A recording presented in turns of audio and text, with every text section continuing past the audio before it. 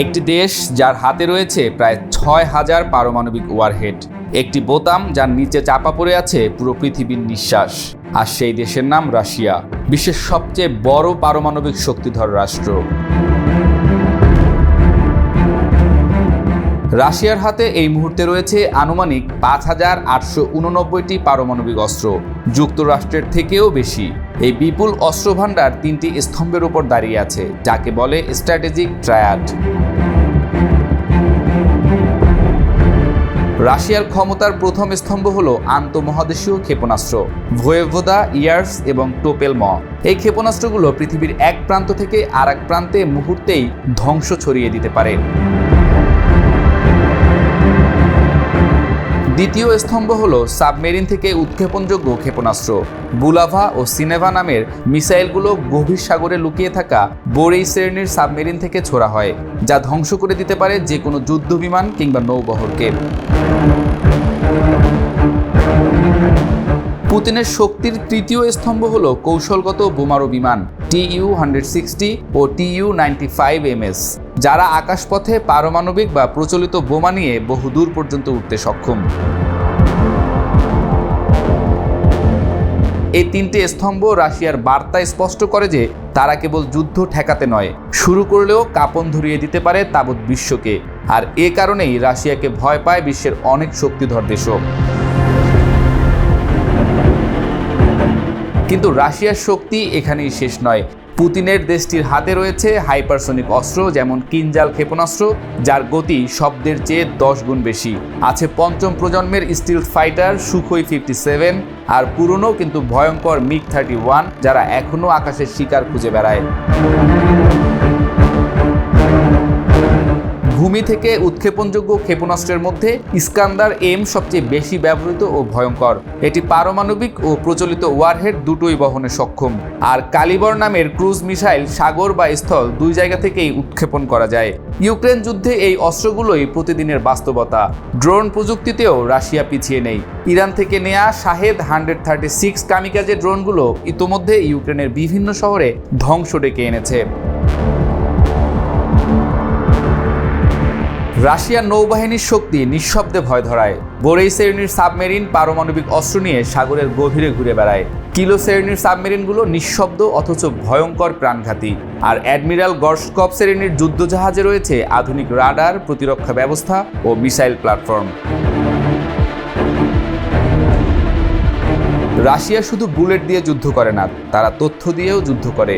তাদের সাইবার ও electronic warfare unit আজকের যুদ্ধের নতুন ফ্রন্ট লাইন।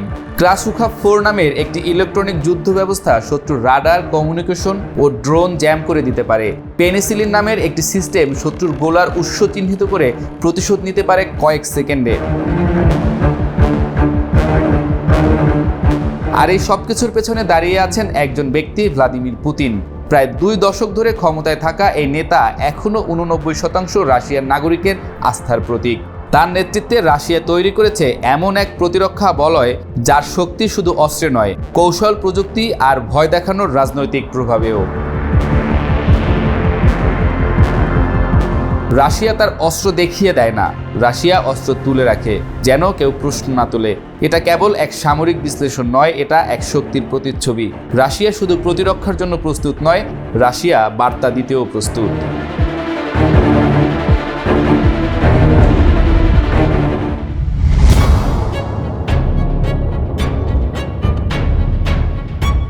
রাশিয়ার প্রেসিডেন্ট ভ্লাদিমির পুতিন ইরানের সঙ্গে ব্যাপক কৌশলগত অংশীদারিত্ব চুক্তির অনুমোদন সংক্রান্ত আইনে সই করেছেন। বার্তা সংস্থা তাস জানিয়েছে সোমবার পুতিন চুক্তিটি অনুমোদনকারী আইনে সই করেন। নথিটি রুশ আইনি তথ্যের অফিসিয়াল ওয়েব পোর্টালেও পোস্ট করা হয়েছে।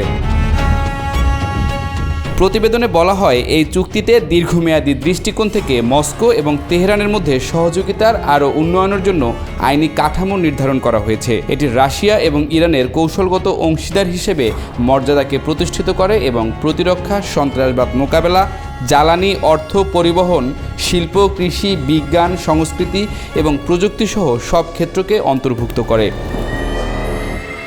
2025 সালের জানুয়ারিতে ইরানের প্রেসিডেন্ট মাসুদ পেজেশকিয়ানের মস্কো সফরের সময় এই চুক্তি সই হয়েছিল। চলতি মাসের শুরুতে রাশিয়ার স্টেট ডুমা এবং রাশিয়ার ফেডারেশন কাউন্সিল উভয়ই চুক্তিটি অনুমোদন করে। প্রাথমিকভাবে চুক্তি সইয়ের পর পুতিন এটিকে একটি যুগান্তকারী দলিল বলে অভিহিত করেন। অন্যদিকে ইরানের প্রেসিডেন্ট এটিকে সকল ক্ষেত্রে ইরান ও রাশিয়ার সম্পর্কের ক্ষেত্রে একটি নতুন অধ্যায়ের সূচনা করবে বলে জানান। ইরানের প্রেসিডেন্ট মাসুদ পেজেশকিয়ান শুক্রবার মস্কো সফর শুরু করেছেন। তার এ সফরে তিনি রুশ প্রেসিডেন্ট ভ্লাদিমির পুতিনের সঙ্গে বৈঠক করেন। এছাড়া দুই নেতা ইরান ও রাশিয়ার মধ্যে কৌশলগত অংশীদারিত্ব চুক্তি সই করেন। তাদের এ চুক্তির মধ্যে থাকছে আরও ঘনিষ্ঠ প্রতিরক্ষা সহযোগিতার বিষয়টি। রাশিয়া ও ইরানের মধ্যে এ ধরনের চুক্তি পশ্চিমাদের উদ্বেগের কারণ হতে পারে। গত জুলাই মাসে ইরানের প্রেসিডেন্ট পদে জয়ী হওয়ার পর পেজেশকিয়ানের এবারই প্রথম ক্রেমলিন সফর।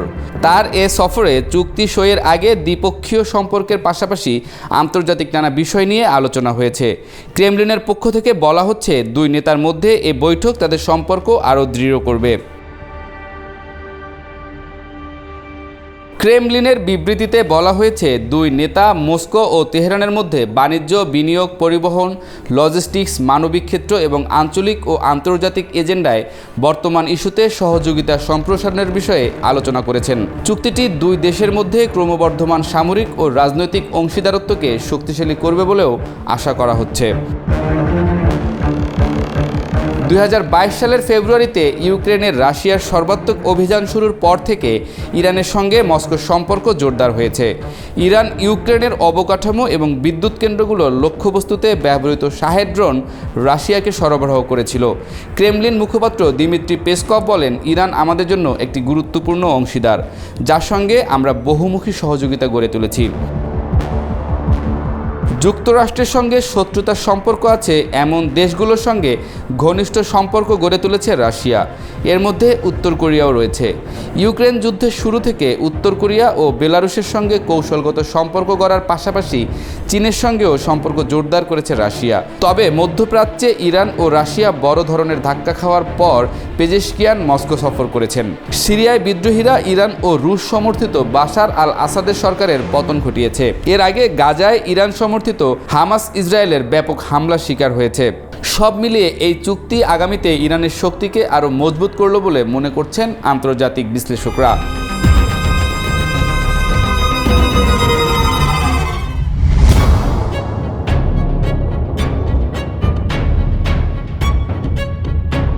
পারমাণবিক অস্ত্রে বিশ্বের সবচেয়ে ক্ষমতাধর দেশ রাশিয়ার সাথে মিত্রতা তৈরি করে এখন যুক্তরাষ্ট্রের চেয়েও বেশি শক্তিশালী হয়ে উঠেছে ইরান।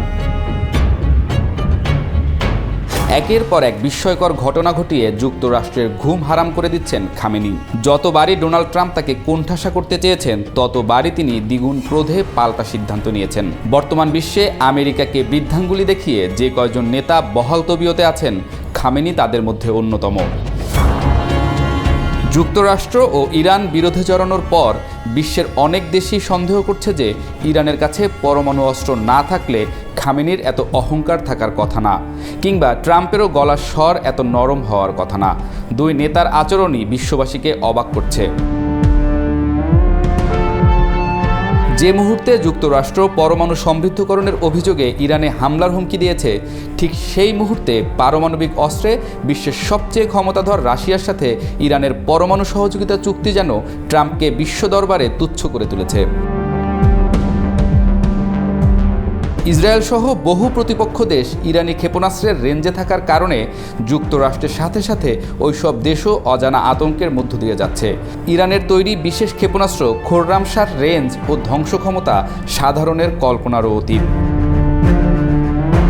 ক্ষেপণাস্ত্র প্রতিরক্ষা ব্যবস্থায়ও তারা উন্নত হয়েছে, বিশেষ করে বাভার 373 নামক প্রতিরক্ষা ব্যবস্থা, যা একাধিক আক্রমণ শনাক্ত করে প্রতিরোধ করতে সক্ষম। এই বাভার 373 নিয়েই রয়েছে খামেনির বাড়তি অহংবোধ। ইরান তার অস্ত্রভাণ্ডার গঠনে বেশিরভাগ ক্ষেত্রে দেশীয় উৎপাদন ও প্রযুক্তি নির্ভরতা বজায় রেখেছে। সাহাফ 3, সেজিল এবং খোররামশার ক্ষেপণাস্ত্রগুলো 2000 কিলোমিটার দূরবর্তী লক্ষ্যবস্তুতে আঘাত হানতে সক্ষম। হয়তো এ কারণেই হুমকি ধামকি দিলেও খামেনির দেশত্ববোধের অহংকারকে দীর্ঘদিন লক্ষ্যবস্তু করেনি কোনো দেশ। ইরানের সামরিক বাহিনীতে প্রায় 11,80,000 সদস্য রয়েছে, যার মধ্যে 6,10,000 সক্রিয় এবং 3,50,000 reserve. Islamic revolutionary guard corps এবং বাসিস বাহিনী ইরানের রাষ্ট্রীয় ক্ষমতার অবিচ্ছেদ্য অংশ। খুবই অল্প সময়ে মধ্যপ্রাচ্যে একটি শক্তিশালী সামরিক রাষ্ট্র হিসেবে নিজেকে প্রতিষ্ঠিত করেছে ইরান। সাম্প্রতিক বছরগুলোতে ইরান ড্রোন প্রযুক্তিতে অসাধারণ অগ্রগতি অর্জন করেছে। শাহেদ 136 এক ধরনের আত্মঘাতী ড্রোন যা ইউক্রেন যুদ্ধেও ব্যবহৃত হয়েছে। মোহাজের 6 এবং কামান 22 হল অত্যাধুনিক নজরদারি ও আক্রমণ সক্ষম মানববিহীন উড়ন্ত যান। এসব ড্রোন ইরানকে একটি বিশেষ ড্রোন ক্ষমতাধর দেশ হিসেবে প্রতিষ্ঠিত করেছে। কৃত্রিম বুদ্ধিমত্তা ব্যবহার করে ইরান তৈরি করেছে গায়েম ও আলমাস সিরিজের স্মার্ট ক্ষেপণাস্ত্র। ড্রোন থেকে নিক্ষেপযোগ্য এসব ক্ষেপণাস্ত্র নিজেরাই লক্ষ্যবস্তু শনাক্ত করে এবং সিদ্ধান্ত নেয় কখন কোথায় আঘাত হানবে। সম্প্রতি ইরান ও রাশিয়ার মধ্যে 20 বছরের যে কৌশলগত অংশীদারিত্বের চুক্তি স্বাক্ষরিত হয়েছে তা যুক্তরাষ্ট্রসহ পৃথিবীর যে কোনো দেশের জন্যই অনেক বড় হুমকি। এই চুক্তির আওতায় রয়েছে সামরিক, গোয়েন্দা, জ্বালানি, প্রযুক্তি এবং শান্তিপূর্ণ পারমাণবিক সহযোগিতা। এই চুক্তির স্বাক্ষরের প্রেক্ষাপটে যুক্তরাষ্ট্র এখনও সরাসরি প্রতিক্রিয়া না জানালেও পরমাণু আলোচনা ও ইউরেনিয়াম স্থানান্তর বিষয়ে রাশিয়ার ভূমিকা ঘিরে যথেষ্ট উদ্বেগ রয়েছে। যুক্তরাষ্ট্র ইরানের ইউরেনিয়াম তৃতীয় কোনো দেশে স্থানান্তরের যে প্রস্তাব দিয়েছে তার সম্ভাব্য গন্তব্য হয়ে উঠেছে রাশিয়া। কিন্তু বিশ্ব রাজনীতিতে পুতিনের মনমতলবী অবস্থান যুক্তরাষ্ট্রের কৌশলগত উদ্দেশ্যকে প্রতিনিয়ত বিপদে ফেলছে। আঞ্চলিক রাজনীতিতে ইরান বরাবরই ছায়াযুদ্ধ কৌশল ব্যবহার করে থাকে বলে সারা বিশ্বে গুঞ্জন রয়েছে। গাজায় হামাস, লেবাননে হিজবুল্লাহ এবং ইয়েমেনে হুথি মিলিশিয়াদের সহায়তা করে ইসরায়েলের ওপর সরাসরি সামরিক চাপ সৃষ্টি করার নায়ক খেতাবও রয়েছে ইরানের। এসব গোষ্ঠীর মাধ্যমে তারা শুধু ইসরায়েলের নিরাপত্তা ব্যাহত করছে না, বরং মধ্যপ্রাচ্য, যুক্তরাষ্ট্র ও তার মিত্রদের প্রভাবকেও ঠাট্টা করছে। ইরান বিশ্বাস করে এই ধরনের কৌশল তাদের নিজস্ব সীমান্তের বাইরে যুদ্ধ চালিয়ে আঞ্চলিক প্রতিপক্ষকে দুর্বল করার নিরাপদ উপায়। ইরান তার সামরিক সক্ষমতাকে এখন আর কেবল আঞ্চলিক প্রতিরক্ষা ব্যবস্থার মধ্যে সীমিত রাখছে না। দেশটি এখন একটি আঞ্চলিক আধিপত্যকারী শক্তি হতে চায় এবং সেই উদ্দেশ্যে রাশিয়া ও চীনের সঙ্গে কৌশলগত অংশীদারিত্ব গড়ে তুলছে। পশ্চিমা নিষেধাজ্ঞা ও চাপ উপেক্ষা করে ইরান তাদের নিজস্ব প্রযুক্তি, সম্পদ এবং রাজনৈতিক সাহসিকতার মাধ্যমে নিজেদের যুদ্ধ ক্ষমতাকে তীক্ষ্ণ করে তুলছে। পশ্চিমাদের নিরাপত্তা কাঠামোর বাইরে দাঁড়িয়ে একটি আত্মনির্ভরশীল, প্রযুক্তি নির্ভর এবং রাজনৈতিক দৃঢ়তায় সম্ভবত বিশ্ব রাজনীতিতে নতুন এক অধ্যায়ের সূচনা করতে যাচ্ছে খামেনির দেশ।